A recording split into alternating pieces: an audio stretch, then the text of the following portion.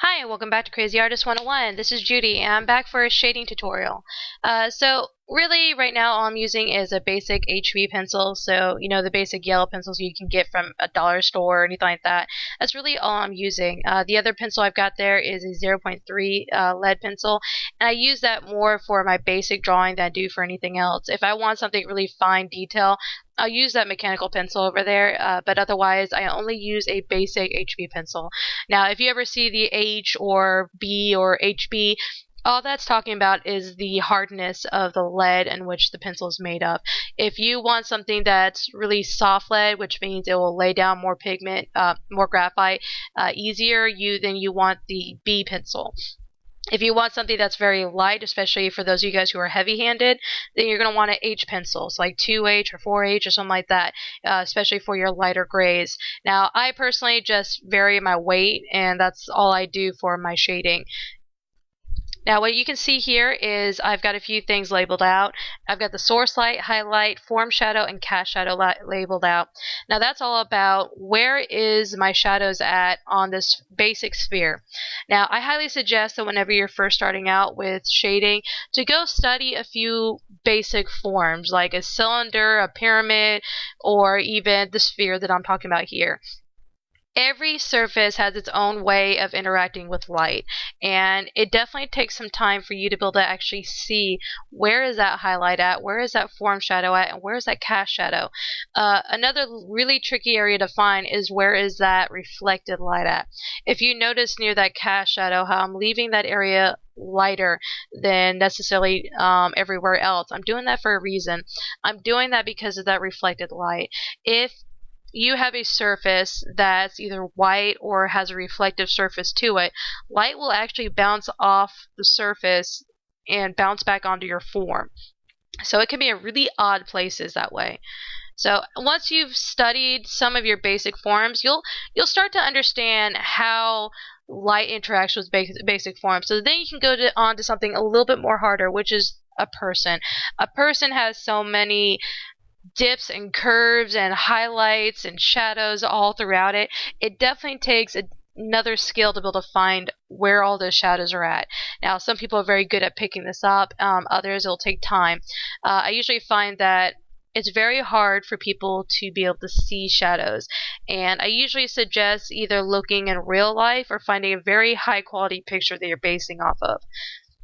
So I'm taking the same basic principles as the form that I did before, where I've got my highlight, I've got my form shadow, and I'm going to have my cast shadow on there as well. So you're paying attention to all these ideas. Now, if you're using multiple reference photos, you want to be careful that they all have the same source light. So like my picture here actually has about 4 different reference photos that I was basing it off of. And I do that because, again, I had a very specific idea in mind, but I wanted to make sure that my shadows were correct, or at least close to correct. Now, I'm actually doing this picture based off of a message. I had a very personal message to this piece here. I found out a very close friend of mine had breast cancer, and I immediately got to work on this. For me, I like art better that has a message, and for me personally, whenever I do a message, it's usually got something to do with what I've been going through during that time. I'll either use art as a therapy for myself, or I'll use art as a way of expressing how I'm feeling. And that's just one of the many ways that I use art. So this one is on breast cancer. This woman, she's probably the strongest woman I know, and she's already gone through cancer once, and the fact that we found out about the breast cancer again really worried us, and I know she was worried about it as well. So I got to start it on this, both to show my support to her and also to show how much I care. So you're going to see that I'm leaving very specific areas white. I'm about to go back in and put a few colors in it. Now I'm doing everything black and white because I want that emphasis on the color. And if you notice that little tortilla thing that I keep using every now and then, that is just basically a blending stump. And a blending stump is basically just rolled up paper. You can, of course, use your finger to blend out your graphite, or you can use a blending stump like I'm using here. Now, if you use a blending stump and you move over to color like I just did, you do not want to go back to black and white and use that blending stump again, because that blending stump will actually carry over that color. And if you're trying to go for something just black and white, you'll find yourself really having problems there. And it's very hard to get something smudged out of the paper, especially color. So the color that I'm using here is chalk pastels, and I'm also using a chalk pastel pencil here for my details and the shading. Now I'm adding a little bit of yellow in there as well, and if I wanted to darken my colors even more, I would actually use its complement. If you ever look at a color wheel, the complement is the color opposite on the color wheel.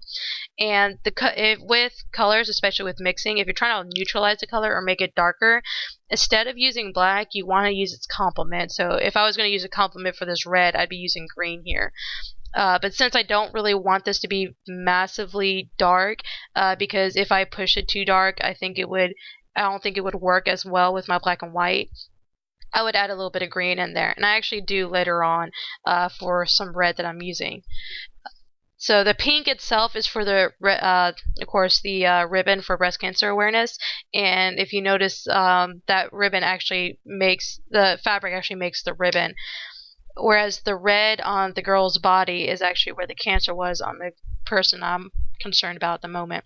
And I do put a little bit of green inside that red for the shadows, and you really don't notice that until you look up close. So basically all I did was I put down the basic color, and then I blended that out, and then I put down my shading with a pencil, and then softly blended that out as well. The reason why I like chalk pastels is because it's easier and very smooth to blend out. So here's my final piece, and I hope you guys learned a few things. I hope I answered a few questions you guys might have. Biggest thing you want to pay attention to is, of course, where your highlights at, where your shadows are at, and always try to push your values from light to dark. You want to try to push all the way to each end of the spectrum when it comes to values, especially whether you're doing in color or whether you're doing in black or white. Well, I hope you guys enjoyed it. Bye.